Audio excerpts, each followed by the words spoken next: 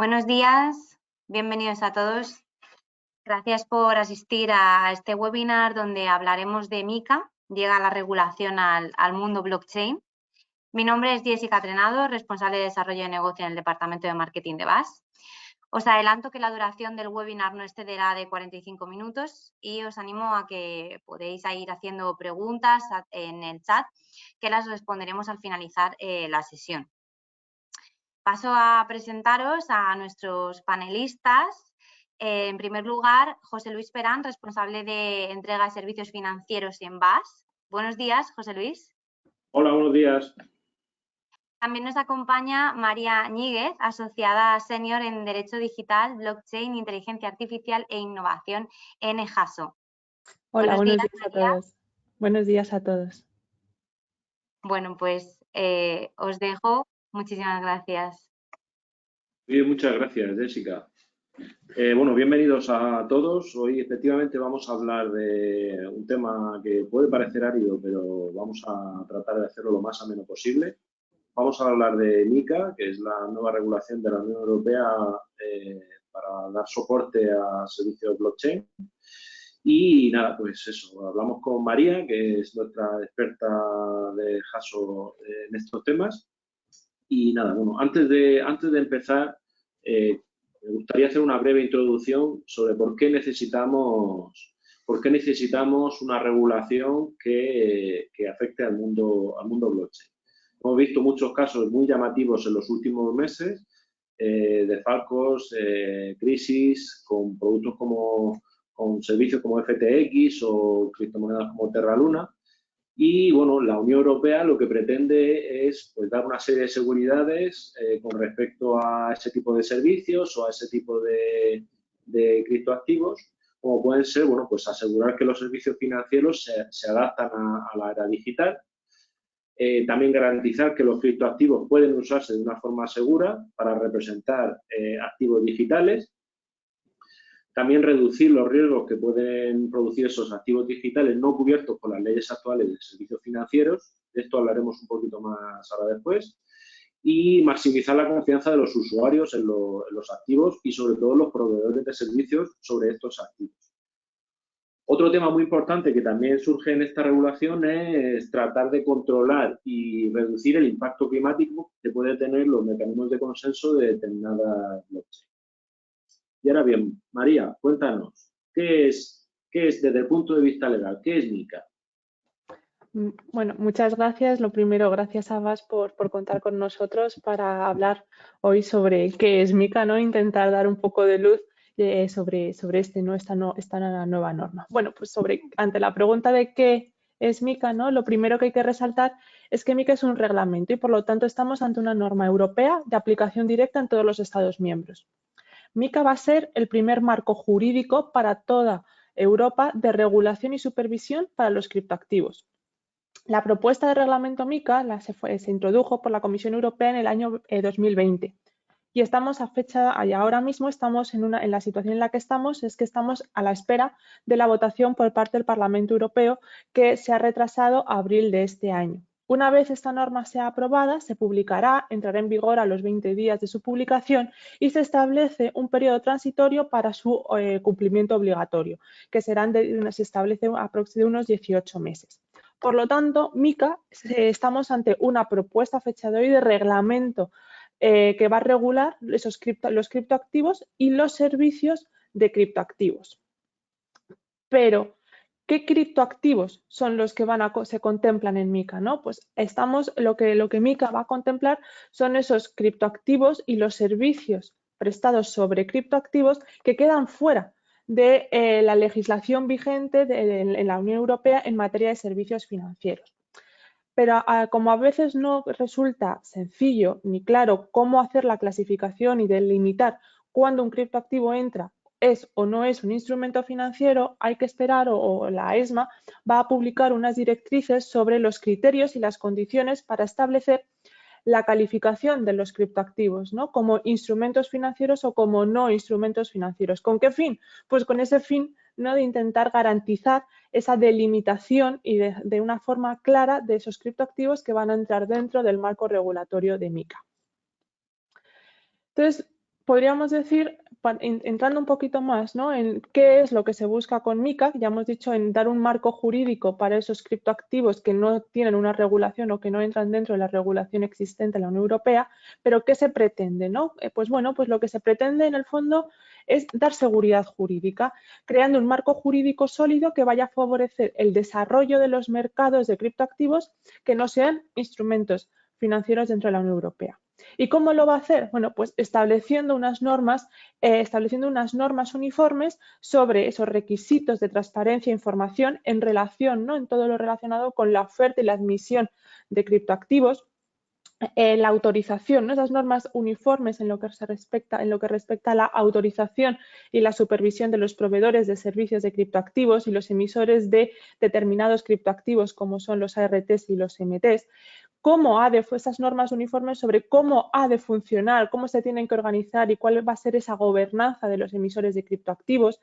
Y dos aspectos que considero de bastante relevancia, como son también las normas, ¿no?, muy orientadas y destinadas a proteger a los consumidores, y desde luego otro punto a destacar son esas normas uniformes destinadas, ¿no?, a prevenir el abuso de mercado. Muy bien, entonces, volviendo un poquito atrás, tenemos como dos regulaciones. Tenemos MiCA, que cubre a criptoactivos que no son instrumentos financieros, y tenemos otro conjunto de normas que cubre a criptoactivos que se consideran instrumentos financieros. Bien, por ejemplo, un token de un producto financiero, como puede ser un bono, no caería sobre MiCA, sino que caería bajo la regulación referente a instrumentos financieros. Efectivamente, y lo que destaca aquí, ¿no?, hay otro, en Europa se inició también junto con MiCA, se propusieron distintas propuestas de reglamento. Junto con MiCA, ¿no?, se introdujo otra propuesta de reglamento, que es DORA, que está más orientada a aspectos de ciberseguridad y ciberresiliencia en todo lo relativo a las entidades de crédito y a las entidades bancarias, así como y en donde se incluyen, ¿no?, los proveedores de servicios de criptoactivos. Y por otro lado tenemos el régimen, lo que llamamos el régimen piloto, ¿no? Entonces, por ejemplo, en ese régimen piloto, en el caso en el que se quiera establecer o crear una infraestructura de mercado que permita, ¿no?, el poder tokenizar determinados instrumentos financieros, como pueden ser, por ejemplo, acciones o los que has comentado, bonos, cumpliendo una serie de parámetros y dentro de unos umbrales, entonces también podríamos acudir a esta norma, esta de lo que conocemos, ¿no?, como régimen piloto, para poder conjugar, ¿no?, y establecer cuáles son las pautas que esas infraestructuras de mercado tienen que cumplir. Muy bien. Vale, pues entonces, hablemos ahora de los tipos de criptoactivos que estarían cubiertos por MiCA. Tenemos esencialmente dos tipos y un cajón desastre, ¿no? Sí, así lo podemos clasificar, pero creo, José Luis, y permíteme que primero demos el concepto general de criptoactivo, ¿no?, para poder así luego ir aterrizando y establecer las distintas categorías. Bueno, un criptoactivo lo que viene a ser es una representación digital de un valor o de un derecho que puede transferirse y que puede almacenarse electrónicamente utilizando la tecnología DLT. Y un tipo de tecnología DLT es esa tecnología blockchain, ¿no? Entonces, ya teniendo este concepto, en esta representación digital, MiCA lo que hace es introducir tres categorías de criptoactivos que están sujetos a requisitos diferentes. ¿En función de qué? De los riesgos que entrañan, principalmente. Y así podríamos decir que tenemos una clasificación que se basa en que si esos criptoactivos, esas representaciones digitales de valor o de derecho, pretenden estabilizar su valor por referencia a otros activos o no. Por lo tanto, tenemos, ¿no?, las tres grandes categorías a las que establece MiCA, y que tenemos los ARTs, que son esos tokens referenciados activos, que son una clase de criptoactivo distinta de los MTs. ¿Por qué? Porque pretenden mantener su valor estable haciendo referencia a cualquier otro valor o derecho o a una combinación de ellos. Entonces, ¿cuál es la diferencia real con esos MTs, ¿no? Pues esos MTs son esos tokens de dinero electrónico y son aquellos que en este caso pretenden mantener su valor estable haciendo referencia no a una variedad de criptoactivos, a una variedad de moneda fiat, sino exclusivamente a una moneda oficial de un país.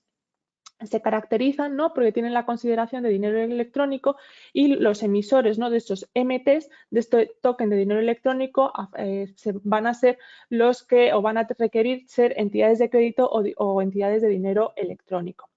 Destacar que además se establece como un plus de obligaciones para también, también en aras de garantía del mercado y también de garantía de los usuarios. Y es que de consumidores, cuando este ART y estos MTs pueden ser significativos. Entonces, en estos casos tendrán ese plus, ¿no?, de obligaciones. ¿Y cuándo es significativo? Bueno, pues se puede tener en cuenta distintos baremos, ¿no?, distintos umbrales. Por ejemplo, cuando superen umbrales como los referidos a la base de clientes, al valor de los criptoactivos que se hayan emitido, entre otros. Y finalmente tenemos ese cajón desastre, ¿no? Es criptoactivo, todo lo demás, entonces todo el resto de las representaciones digitales de derecho o de valor que no sean y que no caigan dentro del concepto de ARTs y de MTs, es decir, aquellos que no estén referenciados para que no busquen mantener un valor estable referenciándose a otro criptoactivo. Y entonces en estos tipos de criptoactivos ya hemos hecho esa exclusión, ¿no? Todos esos que no queden dentro del cajón de ARTs ni que queden dentro del cajón de los MTs. Y aquí hay otro, por ejemplo, podrían entrar los utility tokens dentro de esta categoría. Si bien es cierto que hay que tener en cuenta que a su vez MiCA establece un régimen de exclusión. Ya hemos visto esos primeros, quedan fuera los criptoactivos que estén que caigan dentro, ¿no?, que sean instrumentos financieros. Pero además establecen otros que quedan fuera. Por ejemplo, si queremos lanzar o si estamos emitiendo non-fungible tokens, es decir, tokens únicos y no fungibles, la regla general es que va a quedar fuera, siempre y cuando no sean únicos y se mantenga que no son fungibles. Por lo tanto, también hay que tener en cuenta determinadas estas dos características importantes. También quedan fuera, por ejemplo, todo lo relativo a los protocolos DeFi y los criptoactivos que estén emitidos por los bancos centrales. Muy bien, entonces, por resumir brevemente, tenemos los Asset Reference Token, que son tokens que están referenciados por un valor o un conjunto de valores, un conjunto de activos. MTs, Electronic Money Token, que son criptoactivos que mantienen una paridad con una moneda real. Y luego, pues, el resto, como pueden ser Bitcoin, que tienen un proceso de vida distinto. Y importante recordar eso, que no están incluidos NFTs ni DAOs tampoco, por ejemplo, tokens de gobierno tampoco estarían incluidos. Vale, por ir al caso concreto de un stablecoin que conocemos desde hace tiempo, varios tipos de stablecoins, pues tendríamos dos tipos. Tendríamos los que están referenciados por una moneda oficial, como es USDT, por ejemplo. En este caso tendríamos un Electronic Money Token. Si tenemos un token que está referenciado por uno o una combinación de activos que no son una moneda oficial, tenemos un caso de ART, Asset Reference Token, como puede ser, por ejemplo, DAI. Aquí también aclarar que, por ejemplo, un CBDC tampoco entraría en ninguna de estas categorías, ¿no? No sería un activo cubierto por la regulación, porque no estaría incluido en ninguna de estas categorías. Todos estos activos están monitorizados por ESMA y EBA y tienen una serie de exigencias en función del tipo de activo y sus características. Muy bien, pues vamos a hablar ahora de a quién afecta la regulación MiCA. En primer lugar, tendríamos como dos categorías, tendríamos los emisores de criptoactivos y los proveedores de servicios de criptoactivos. Hablando de los emisores de criptoactivos, ¿cómo les afecta? Bueno, en primer lugar, ¿no?, ¿a quién aplica? Efectivamente, tenemos a estos que emiten, ¿no?, los que van a emitir o los que van a hacer una oferta pública o los que admiten a negociación de criptoactivos, y esos criptoactivos, recuerdo, son esos que son o ese cajón desastre, lo que hemos catalogado antes como cajón desastre, los ARTs y los MTs. Y por otro lado, tenemos también los que se regulan, ¿no?, a los proveedores de servicios de criptoactivos, es decir, esos intermediarios, esos terceros que van a prestar servicios relativos o relacionados con criptoactivos, que son como los que podemos ver en pantalla y que son un listado tasado que encontramos dentro de MiCA y son José Luis, no sé si podríamos... Es el listado de los proveedores de servicios de criptoactivos, entre los que encontramos los de custodia, y administración de criptoactivos por cuenta de terceros, por mencionar alguno, que esto es lo que podríamos traducir en esos wallets custodios, ¿no? Y por otro lado tenemos los proveedores que se dediquen a la explotación de una plataforma de negociación de criptoactivos, como por ejemplo los conocidos como exchange, entre otros, como podéis ver en pantalla. Entonces, ¿cómo les afecta, ¿no?, a unos y a otros MiCA? Bueno, pues les afecta estableciendo una serie de obligaciones, ¿no?, que tienen que cumplir, bien sea, y aquí vamos a distinguir entre si lo que estamos haciendo son emitir criptoactivos o si estamos prestando un servicio de criptoactivo. Bien, empezando por el primer supuesto, ¿no? Vamos a emitir o queremos ofertar al público criptoactivos. Lo primero que tenemos que tener en cuenta aquí es qué tipo de criptoactivo, ¿no?, vamos a emitir y ante qué tipo de criptoactivo nos encontramos, porque esto va a marcar el régimen de obligaciones que tendremos que cumplir. Es decir, vamos a emitir o vamos a ofertar al público una RT, un MT o una de esos caja desastre, ¿no? Porque esto va a hacer que en función del riesgo que entrañe, ¿no?, tendremos más o menos obligaciones. Por ejemplo, y voy a hablar un poco en términos generales para abarcar obligaciones que coinciden, ¿no?, en la mayoría de ellas, si bien hay otras muchas más en la propuesta de reglamento MiCA.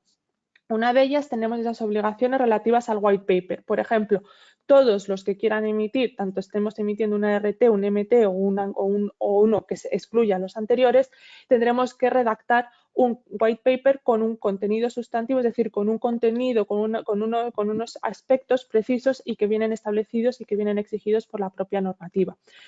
En cuanto a si estamos, por ejemplo, ofertando criptoactivos distintos a RTs y a MTs, en ese caso tendremos que comunicar, tendremos que notificar nuestro white paper a la autoridad competente y hacer la publicación. Pero, por ejemplo, si lo que vamos a emitir es una RT, además de presentar ese contenido, necesitaremos el visto bueno de la autoridad competente para poder publicar y poder lanzar esa emisión. Por otro lado, también todos tendrán que cumplir con una serie de obligaciones en cuanto al contenido y a la forma, ¿no?, de hacer comunicaciones comerciales, que en todo momento tiene que ser, pues, de una manera transparente, justa y no engañosa para los consumidores. Además, se ha de actuar de una manera honorable y en todo momento se ha de garantizar la transparencia al consumidor, y en MiCA, ¿no?, se establece una serie de obligaciones distintas para garantizar esta transparencia, ¿no?, que se exige a los que vayan a emitir como los que vayan a ofertar públicamente. Y luego tenemos criptoactivos, ¿no? Por ejemplo, si vamos a lanzar un criptoactivo, por ejemplo, que es un MT o una RT, tendremos, ¿no?, que cumplir y obtener lo que llamamos como licencia MiCA, ¿no? Es decir, estar autorizados para poder ser emisores de alguno de estos criptoactivos. Y otra de las cuestiones que también, otras de las obligaciones, ¿no?, que en términos generales podríamos comentar, es esas obligaciones, ¿no?, destinadas a evitar todo conflicto de intereses, ¿no?, que tienen que pasar aquellos que vayan a emitir o que vayan a ofertar públicamente criptoactivos. Y si pasamos, ¿no?, a lo que sería el otro gran bloque de sujetos obligados por la normativa MiCA, son esos lo que llamamos los CAPs, o en español los proveedores de servicios de criptoactivos. Aquí, a la hora de ver, ¿no?, cómo nos afecta, pues a mí me gusta verlo como en 4 grandes bloques, porque tenemos un primer bloque que me afecta en tanto que tengo que tener una autorización, ¿no? Como regla general, aquí también a los proveedores, esos custodios o esos exchanges, por poner alguno de los ejemplos de los que hemos enunciado anteriormente y que hemos listado, tienen que contar con una autorización previa, ¿no?, salvo que sean, por ejemplo, unas entidades, o sea, una de las entidades especificadas en la propia norma, por ejemplo, una entidad de crédito, que en ese caso, como ya tiene su propia, ya cuenta con una autorización para la prestación de sus servicios, en ese caso necesitará comunicar y notificar a la autoridad competente con un lapso de tiempo previo que quiere desempeñar estas funciones, ¿no?, ese nuevo servicio. El otro gran bloque son esas obligaciones comunes, esas obligaciones generales que todos y cada uno de los proveedores que antes hemos enunciado tienen que cumplir. ¿Qué destacaría, no? Bueno, pues son muchas las obligaciones que tienen que cumplir, pero bueno, por destacar algunos son, oye, pues hay que, y también poniendo el foco, ¿no?, en ese deseo y en esa preocupación de MiCA de garantizar y dar transparencia a los consumidores, ¿no?, y a los clientes. Es estos proveedores de servicios de criptoactivos tienen que proporcionar información transparente a los clientes. Además, también tienen que contar, ¿no?, con un capital mínimo de fondos propios o, en su caso, tener una póliza, ¿no?, de seguro que dé también esta garantía prudencial, ¿no?, al proveedor de servicio. Contar con un sistema de gobernanza adecuado, contar con procedimientos, ¿no?, ya que esto me parece bastante relevante también, contar con procedimientos de tramitación de reclamaciones por parte de los clientes, adoptar, ¿no?, medidas razonables para evitar riesgos operativos, teniendo en cuenta que esos riesgos operativos pueden ser intrínsecos del propio proveedor de servicio, como pueden venirle dados de un tercer proveedor, ¿no? Y luego tenemos esas obligaciones particulares, ¿no?, que son, por ejemplo, un custodio o un exchange o cualquiera de los que aparecen en la lista tendrán que cumplir con una serie de obligaciones particulares, ¿no? Pues, por ejemplo, si eres un custodio, además de contar con esa autorización, de cumplir, ¿no?, y de, por ejemplo, tener ese procedimiento de tramitación de reclamaciones y gestionar las tramitaciones recibidas por los clientes, necesitarás contar con obligaciones como, por ejemplo, la de contar con una política de custodia, entre otras. Y el último gran grupo, ¿no?, y que conecta con esas normas uniformes que habíamos enunciado al inicio, ¿no?, de este webinar, son las normas relativas al control del abuso de mercado. Es decir, se han de adoptar todas aquellas medidas que sean necesarias para garantizar de manera diligente que no se está utilizando, ¿no?, que el proveedor de servicio de criptoactivos no está utilizando información privilegiada ni que está manipulando el mercado. Con todo, ¿no?, yo creo que una vez identificados esa categoría de criptoactivos que entran dentro de la normativa MiCA, esas obligaciones de los emisores o de los que ofertan al público alguno de esas tres grandes categorías de criptoactivos, como esa identificación de los proveedores de servicios de criptoactivos y las obligaciones, ¿no?, de estos cuatro grandes grupos de obligaciones, vemos, ¿no?, o desde mi punto de vista se ve cómo se está dando seguridad jurídica al mercado y a los consumidores, al mismo tiempo que se está garantizando esa transparencia e integridad también al mercado y a los consumidores. Muy bien, entonces, por resumir, tendríamos emisores de criptoactivos y proveedores de servicios de criptoactivos que pueden ser el mismo o pueden no ser el mismo. Por ejemplo, yo como VAS puedo hacer una emisión de criptoactivos, yo sería el emisor de ese criptoactivo y tendría las responsabilidades que marca la ley con respecto a esa emisión, y puedo cederle, por ejemplo, el control de la custodia se lo puedo ceder a un tercero que está ya a lo mejor quizá más especializado debido a sus medidas de seguridad, para hacer esa custodia de criptoactivos, y él estaría prestando un servicio sobre esos criptoactivos. Tendríamos responsabilidades diferentes, pero en el fondo todas las responsabilidades van orientadas a tratar de garantizar pues que se cumplan las leyes de mercado y dar seguridad a los usuarios de esos criptoactivos. Pues, por ejemplo, hablando en el caso de un proveedor de custodia de criptoactivos, que no es más que un proveedor que es un tercero que realiza esa custodia, bien de los criptoactivos o de los medios para el acceso a dichos criptoactivos, ellos estarían cubiertos bajo la normativa que da servicio como proveedor de servicio de criptoactivos. ¿Cuáles serían sus responsabilidades? Pues entre ellas estaría pues un reporte diario de los fondos custodiados.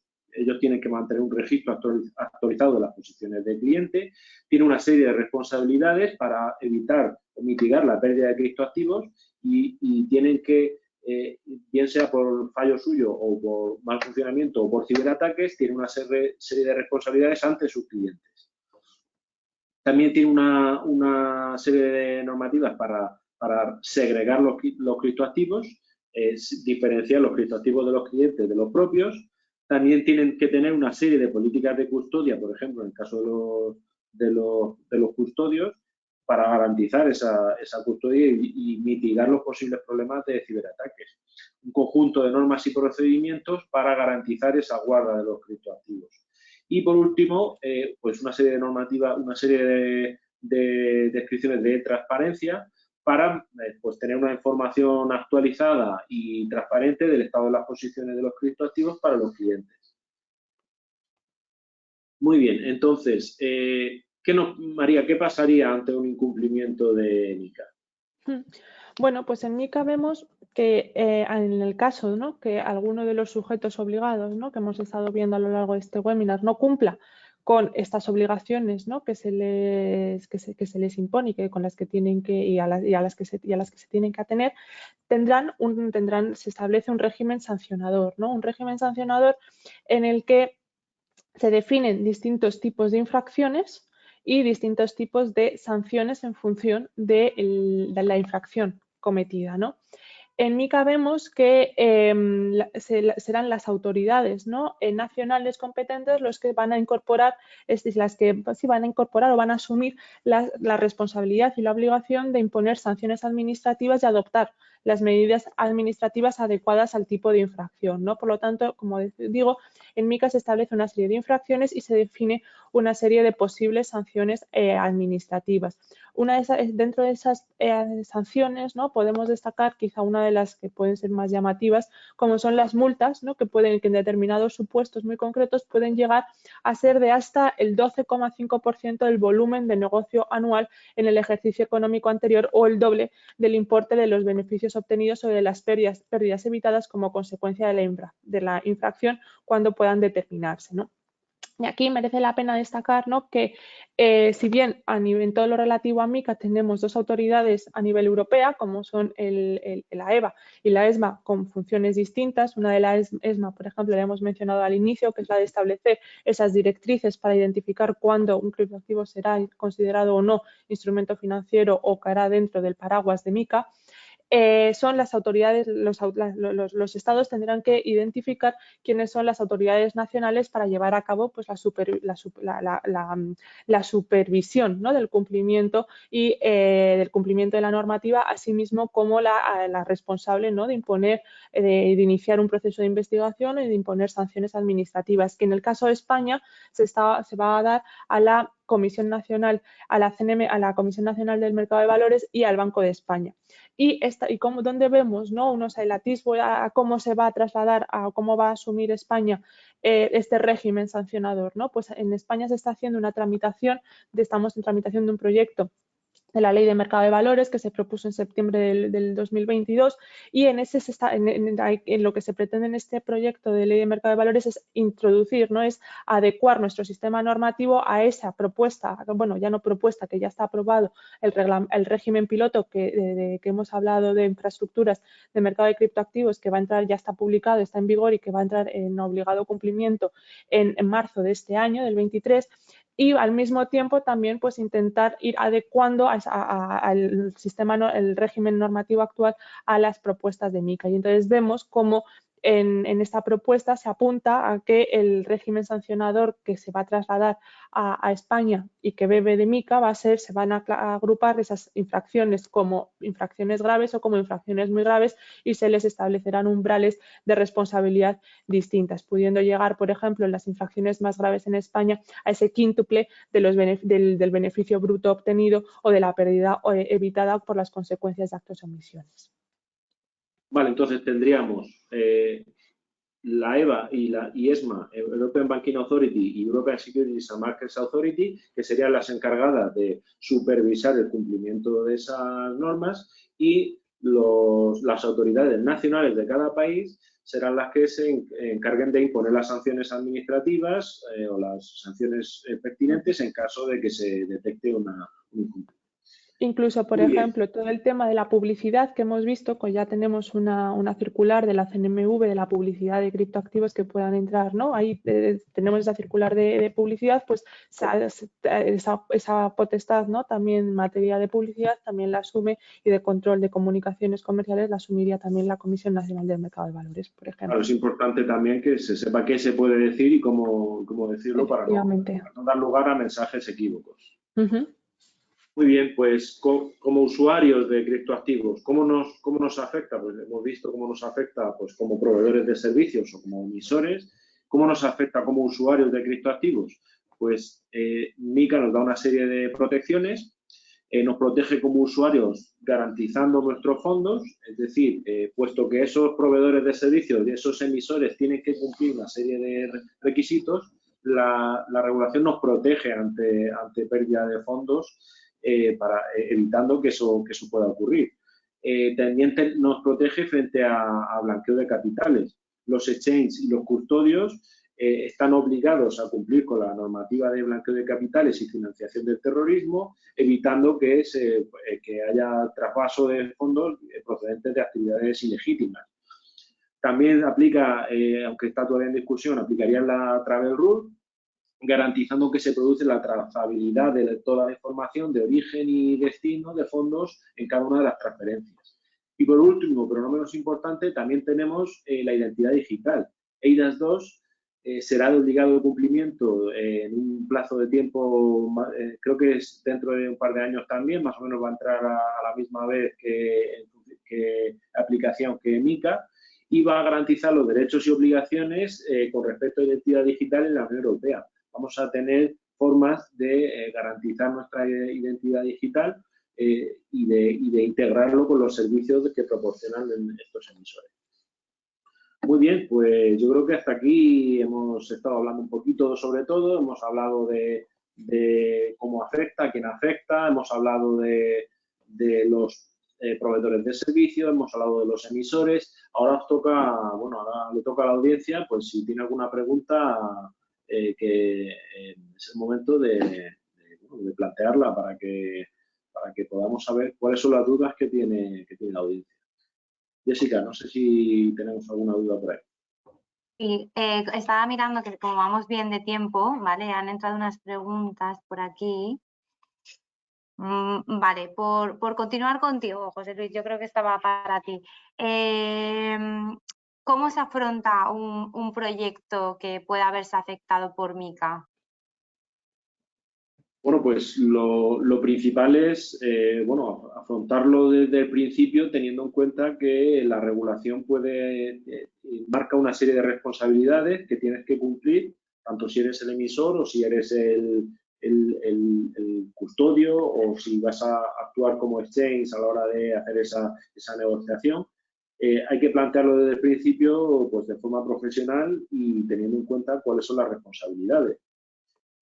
Normalmente, pues en el caso de un proyecto se diseña desde el principio, se crea, se planea todo teniendo en cuenta cuáles son las responsabilidades de todos los participantes y si vas a ceder a un tercero una parte de esos servicios que afectan al proyecto, pues teniendo en cuenta que ellos deben cumplir también con esa regulación y que tienen una serie de responsabilidades sobre ese criptoactivo y sobre los usuarios que lo usan. Muy bien. Yo creo que esta sería para María. Si yo como empresa quiero emitir un token que referencia a un activo real que comercializo, ¿cuáles serían las implicaciones legales? Bueno, en este punto diría que lo primero que hay que tener en cuenta, ¿no?, es identificar la taxonomía del token, es decir, el tipo de criptoactivo al que vamos a emitir. Es decir, estamos hablando, vamos a utilizar o vamos a emitir un NFT, vamos a emitir, si estamos ante un ART, estamos ante un MT. ¿Por qué? Porque para mí, o desde mi punto de vista, es primordial, ¿no?, identificar esa taxonomía, porque esto nos va a marcar el marco regulatorio ante el que estemos y cuáles son nuestras obligaciones.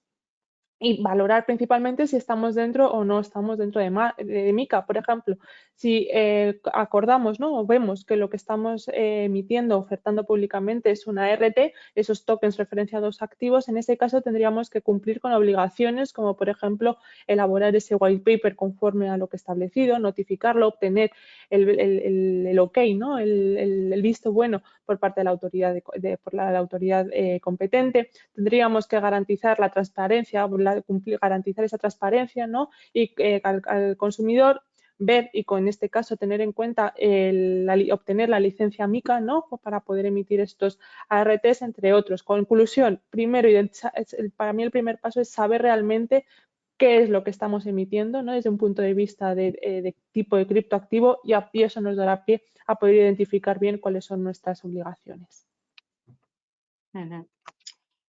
Vale, y tenemos otra pregunta que dice, mi empresa se está planteando un proyecto de tokenización desde un punto de vista técnico, ¿cuáles son los aspectos más relevantes? Bueno, pues desde el punto de vista técnico hay que hacer un análisis primero de las características de cuál es el caso de negocio que tienes, cuáles son tus necesidades, tanto las tuyas como pues el creador de ese proyecto, como las de los usuarios que van a hacer ese proyecto. Desde el punto de vista técnico, pues ahí ya sin entrar en regulación, que es un poco lo que ha comentado antes María, que habría que hacer un análisis de que bajo qué regulación dentro de MiCA entraría ese token, pues habría que analizar cuáles son cuáles son los usuarios finales, cuáles son las características que tiene que tener ese token, en fin, hacer una relación directa entre las necesidades de negocio y la implementación técnica. Es casi incluso más importante ese análisis, pues tenemos muchos estándares de token, tenemos muchas formas de desarrollarlo, tenemos muchas integraciones y es importante que se hagan de forma correcta desde el principio. Ese análisis, ese estudio, para que luego la implementación sea lo más acorde a negocio, al caso de uso de negocio que exista. Muy bien. Otra pregunta. En el caso de un utility token creado para dar acceso y ofrecer servicios exclusivos desde una plataforma que tiene un valor único, invariable y no especulativo, ¿sería necesario crear ese white paper? ¿Estaría sujeto a otras legislaciones u obligaciones? Bueno, estamos hablando de un utility tokens. Los utility tokens entran dentro, ¿no? Dentro de la normativa, MiCA.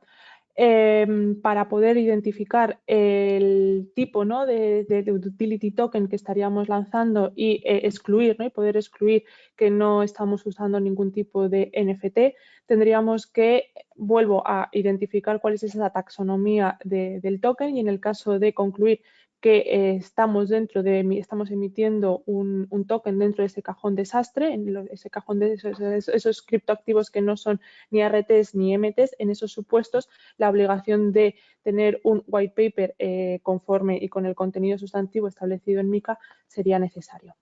Pero insisto, estamos ante unos supuestos muy casuísticos, con lo cual siempre hay que ir caso por caso antes de excluir o antes de excluir cualquier supuesto. Y ya para cerrar, la última. Yo tengo bitcoins en un exchange. ¿Qué garantías me aporta MiCA sobre esos activos custodiados por un tercero? Me lanzo, José Luis. Sí, está para ti, María. Adelante. Vale, fenomenal. Bueno, pues como he intentado, ¿no? Lo que he intentado transmitir cuando hemos ido hablando, principalmente lo que MiCA, ¿no? aporta es darnos seguridad jurídica y como consumidores también darnos transparencia y garantizar esta integridad de mercado, ¿no? ¿Cómo? ¿Cómo? Pues profesionalizando el sector cripto. Con lo cual, si tenemos nuestros criptoactivos custodiados por un tercero, estos custodios entran dentro, ¿no? Tienen la consideración de proveedores de servicios de criptoactivo y por ende tendrán que cumplir con unas obligaciones como pueden ser tener un contrato con nosotros, ¿no? Han de tener una licencia, obtener la licencia MiCA que les corresponda. O que les corresponde, también garantizar, ¿no? Una política de custodia de los fondos para garantizar que los fondos no van a ser sustraídos o que se están guardando, ¿no? Se están conservando de la forma más adecuada. Otro punto que yo creo que como usuario es muy importante es que estos custodios van a tener la obligación ahora mismo, porque así lo establece MiCA, de que van a tener sus activos y los activos de los clientes van a tener que estar separados, de tal manera que se eviten supuestos como los que hemos estado viviendo, en el que un proveedor pueda utilizar para fines de los que el titular, ¿no? de sus criptoactivos desconoce. Entonces, se garantiza esta segregación de cuentas y al mismo tiempo van a tener la obligación, ¿no? de tener implementados unos procedimientos para tramitar las reclamaciones que como usuario pueda hacer al custodio, entre otras cuestiones. Claro, en definitiva, al final se trata de aunar, de ir de la mano tanto la parte legal, la regulación, como la parte técnica. Es importante Desde luego. que se cumplan tanto las regulaciones pertinentes como que se haga un diseño y una implantación que vaya acorde a esas regulaciones y evitar, bueno, pues los casos que hemos tenido o cualquier problema a la hora de esa emisión o esa custodia o intercambio. Efectivamente, es como has comentado antes, José Luis, que en el momento, ¿no? Desde que técnicamente se está diseñando un proyecto, ¿no? Desde esas fases tempranas de utilizo este estándar, utilizo este otro estándar en función del tipo de criptoactivo que se quiera lanzar, por ejemplo, pues también es muy importante, ¿no? Ir de la mano y trabajar conjuntamente para ver desde un punto de vista regulatorio qué impacto puede tener el utilizar un tipo de un estándar u otro estándar o celebrar un contrato con un tipo, con un custodio o con otro custodio, ¿no? Correcto. Pues bueno, no tenemos más preguntas y si os parece ya vamos a ir finalizando el webinar. Agradeceros muchísimo haber podido compartir con nosotros toda esta información. Yo sé que la llegada de esta regulación está trayendo bastante revuelo y comentaros que os voy a dejar en el chat un webinar donde hablábamos de blockchain, que también está muy relacionado con esto, y bueno, hablamos de unos casos de uso introductorio, bastante introductorio, pero que también muy interesante, que nos lo impartió nuestro compañero José Luis. Y bueno, no sé si José Luis querías también comentar alguna cosita. Bueno, sí, ya aprovechamos para decir que estaremos el mes que viene en Barcelona en la European Blockchain Convention. Estaremos María y yo hablando sobre temas interesantes relacionados con el mundo blockchain, tanto a nivel corporativo como a nivel particular. Y bueno, pues no vamos a anunciar con quién vamos a compartir el panel, pero vamos a tener unos invitados muy interesantes. Pero sí importante la fecha, ¿no? Ese 16 y 17 de febrero en Barcelona. Pues nada, esperamos veros por allí y muchísimas gracias. Muy bien, Muchas pues gracias gracias a a todos. todos. Hasta Buen día. luego. Hasta luego.